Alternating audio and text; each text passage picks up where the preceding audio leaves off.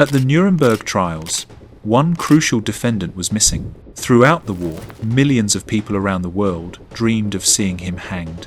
We're talking about Hitler.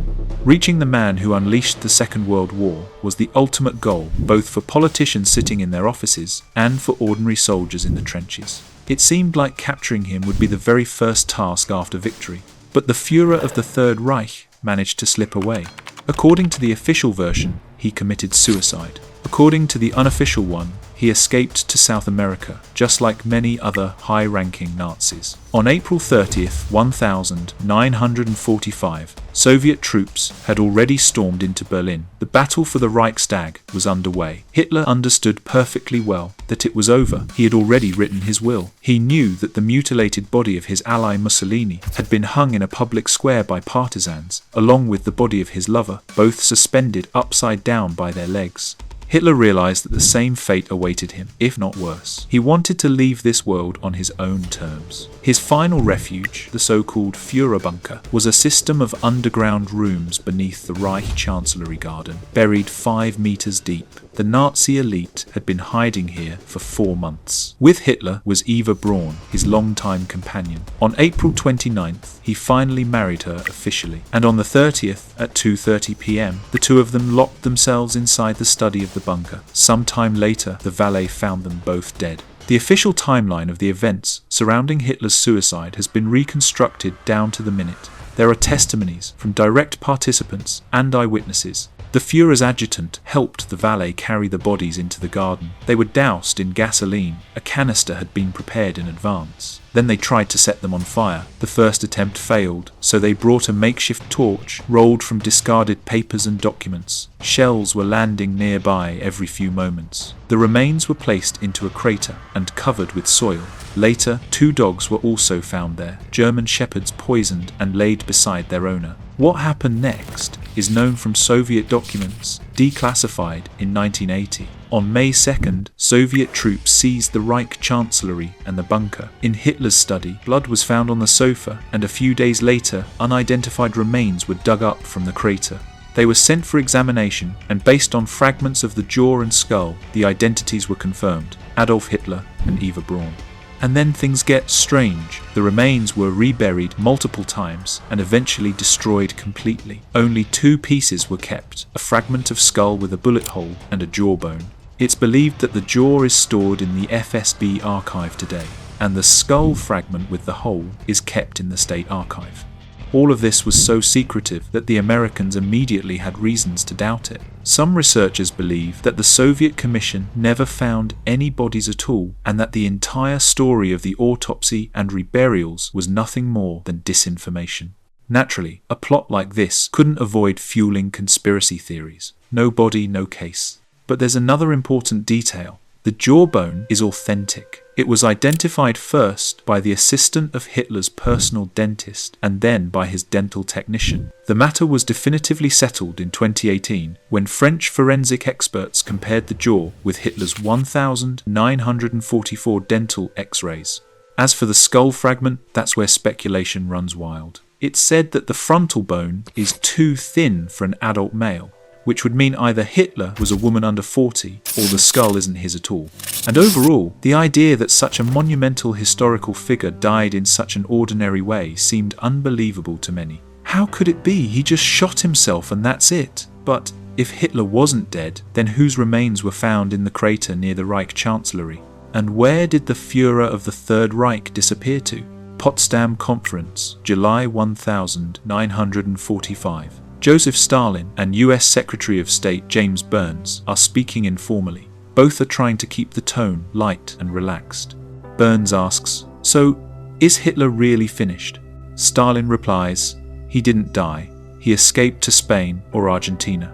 Burns later recorded this exchange in his memoirs. He didn't specify whether Stalin was joking or speaking seriously. 7 years later, President Dwight Eisenhower admitted that the United States had found no reliable proof of Hitler's death and even suggested that the Führer might have slipped out of Berlin. Both sides kept their investigations classified, and wherever there is secrecy, there is room for rumors, speculation, and conspiracy. Here's another argument conspiracy theorists use. The existence of so-called rat lines, secret escape routes used by Nazis. These routes were organized with the help of the Vatican. Many war criminals fled this way. For example, Dr. Death, Heribert Heim, who tortured prisoners in the Mauthausen concentration camp. He lived a peaceful life in Cairo under the name Tariq Farid Hussein. Joseph Mengele, the Angel of Death from Auschwitz, and the architect of the Holocaust, Adolf Eichmann. They escaped to South America and lived there quite comfortably. If they managed to do it, why couldn't Hitler? There are several main conspiracy theories about Hitler's fate. All of them share one central idea. Hitler managed to escape and died of natural causes far from his homeland. But beyond that, the theories range from mundane to absolutely insane. For example, here's one version. Hitler escaped, and it was his double who died in the bunker. This idea was fueled by a strange discovery in the Reich Chancellery garden, a body with a bullet hole in the forehead and the iconic moustache. The dead man was identified. It was Gustav Weller, who according to some testimonies actually worked as Hitler's double. Conspiracy theorists suggest that there were several such men with toothbrush, mustaches, and point to a book titled The Strange Death of Adolf Hitler. It was published in the US back in 1939. The anonymous author, allegedly a Nazi officer, claimed that the real Hitler had been poisoned in 1938, and after that, 4 doubles were used for various occasions. At the time, the book was dismissed as a silly joke, but when a double was truly found dead in 1945, the story of the burned bones in a shell crater suddenly gained new momentum. There are even more exotic theories, most of which have a very specific origin. They stem from an imaginative reinterpretation of The Morning of the Magicians, a book published in 1960. Its author, Jacques Bergier, a member of the French Resistance, a self-taught alchemist and an all-around master of fantastical claims, created a pseudo-scientific work filled with occult speculation. According to the book, the Nazis belonged to secret orders and occult societies that possessed ancient knowledge. And Hitler, the most revered among them, of course, couldn't have just died on some shabby couch in a bunker. The tabloid press eagerly picked up and expanded on this idea. One of the wildest versions claimed that the Nazis had made contact with the inhabitants of Agartha, a hidden underground realm populated by a race of superhumans. These superhumans, the theory goes, retreated beneath the Earth's surface in ancient times, and only the most worthy could enter their domain, people like Hitler, supposedly. The laziest conspiracy theorists insisted that the entrance to Agartha was located right inside the bunker, and that Hitler simply walked through it. The more educated ones believed that the Nazis had opened the passage to Agartha in Antarctica, in New Swabia. Nazi Germany did, in fact, have a territory in Antarctica which they named New Swabia, but the mission there was far more mundane, to stake out land and build a whaling station. Whale oil was an essential raw material for producing margarine and soap, which is, of course, far less exciting than the fantasy of an Arctic citadel where Nazis guard occult artifacts and prepare the rise of a Fourth Reich. One theory claims that Hitler was transported to New Swabia by submarine. As proof, conspiracy theorists often cite a quote allegedly attributed to Grand Admiral Karl Dönitz. The German submarine fleet is proud to have built for the Führer an impregnable fortress at the other end of the world. The authenticity of this quote, in true conspiracy theory fashion, is close to zero. Another version, one that became a cornerstone of so-called esoteric Hitlerism, claims that Hitler reached his Arctic base aboard a flying saucer. If that sounds insane to you, yes, it absolutely is. Esoteric Hitlerism is a kind of New Age religion developed by French writer Savitri Davy and Chilean diplomat Miguel Serrano. They claim that Adolf Hitler was an incarnation of the god Vishnu, and that in 1945 he suffered only a temporary defeat but would one day return aboard his fleet of flying saucers to establish Aryan order on Earth. There's yet another version involving flying saucers. The story that Hitler escaped to a Nazi moon base. According to some accounts, the Nazis may indeed have developed their own flying saucers experimental disc-shaped aircraft. This was mentioned by Giuseppe Belluzzo, a former member of Mussolini's government, as well as several lesser-known German engineers. And, as the book The Morning of the Magicians insists, the Nazi elite supposedly possessed secret knowledge. So, fueled by the mystical energy of Vril, these Nazi flying saucers could have transported Hitler to a specially prepared lunar base. You can't see it through a telescope, of course, because it's located on the far side of the moon. Unfortunately for this theory, the first mention of a Nazi moon base came from the imagination of writer Robert Heinlein in one of his early stories, and the US space program, built largely by former Nazi engineers, still hasn't managed to colonize the moon.